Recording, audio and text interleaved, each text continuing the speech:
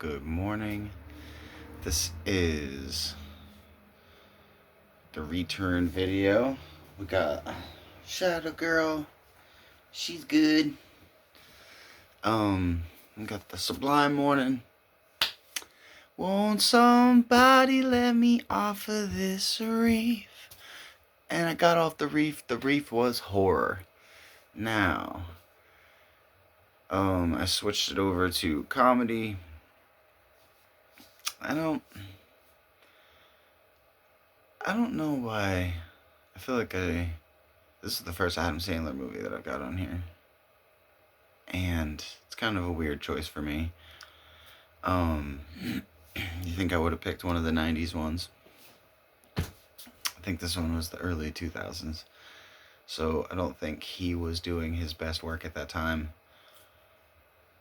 His best work. That's Adam Sandler. But,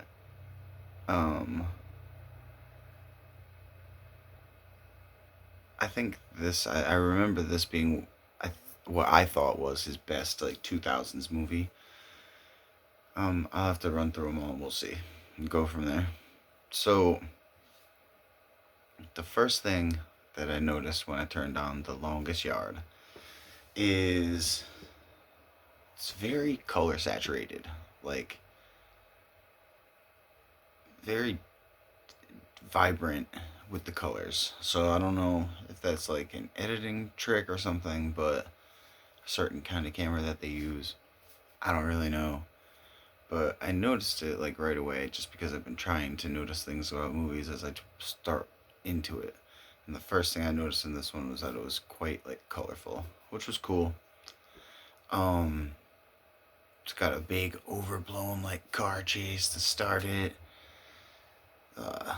Lots of camera angles, like running wild, and it was a pretty good chase scene. Like you imagine they wasted a lot of money to get it done, and it's ridiculous. But so it immediately tampers down right after that. Bloop. So it starts off, they're like, pip, pip, pip, pip, pip, put the picker in. And then he's like, yeah, I'm out of here. And he takes the thing and he flies out and he smashes the car into the cops or whatever. Then immediately, so it starts off super hype. Then it's like, pew. The saturated colors are still there. But now they're trying to craft this story. And the story was, it had been done earlier, so it's not an original story. I've never seen the Burt Reynolds one. I'm probably going to get around to watching it and reviewing it just to have a little comparison stack. The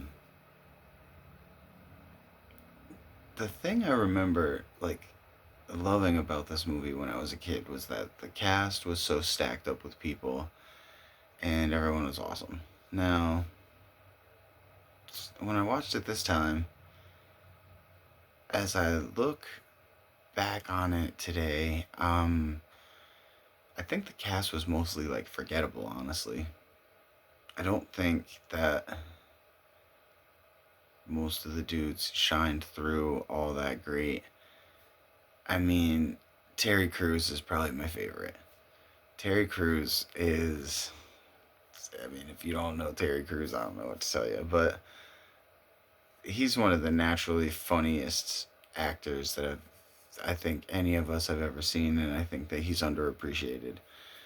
That guy, he's just so funny, and he can also be menacing. He can be silly, and he's just not only a talented actor, but just a funny cat.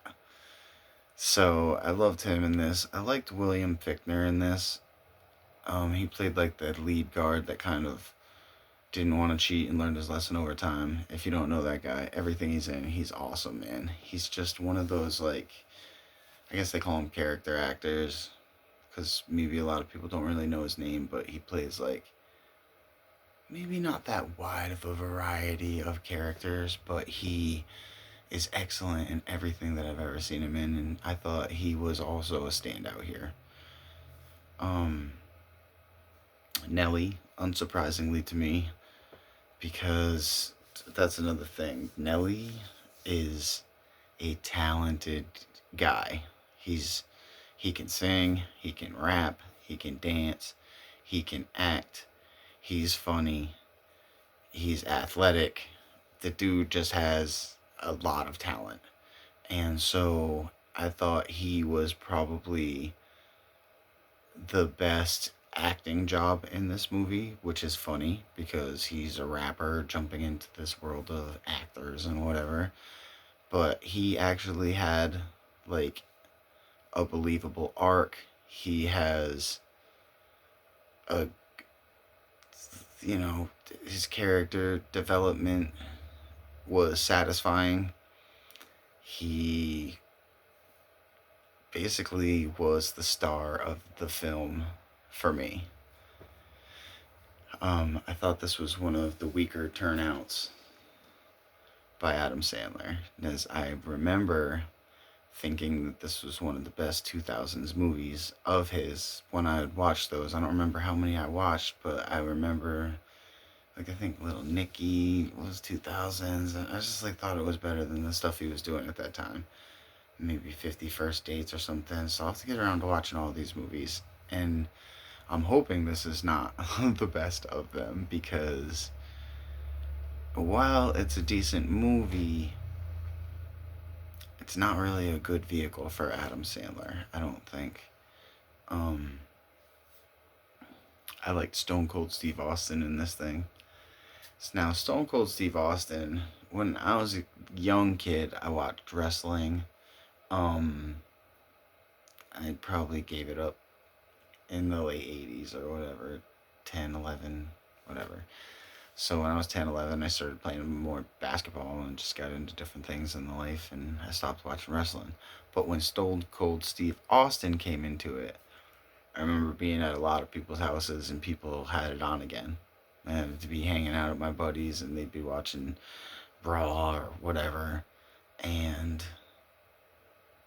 that dude was entertaining, man. And he was a, I mean, essentially, let's face it, he played the same role in this movie, except he was racist. Which, I mean, they flirted with Stone Cold Steve Austin's character being racist.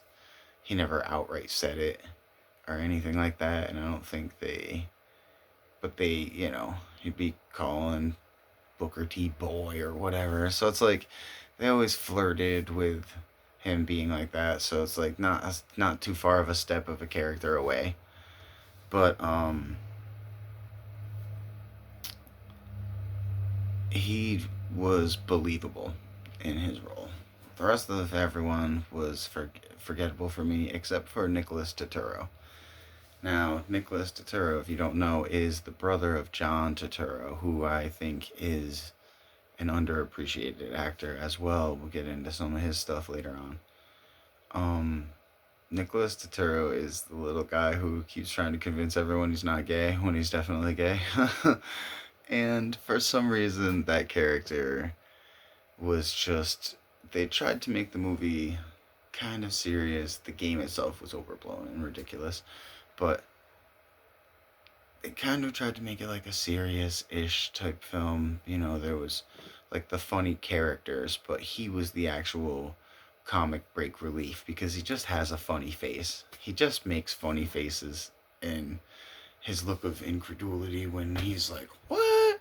And it's like, he's just funny. So I thought every time they broke to him, that worked really well. Everyone else in this movie was just, the movie exists. It's not that bad. If you're really a sports movie fanatic, you'll probably get something out of it if you haven't seen it in a long time. Obviously, if you love it, you probably watch it all the time. But I don't think I hope this movie isn't the best Adam Sandler movie of those 2000s, because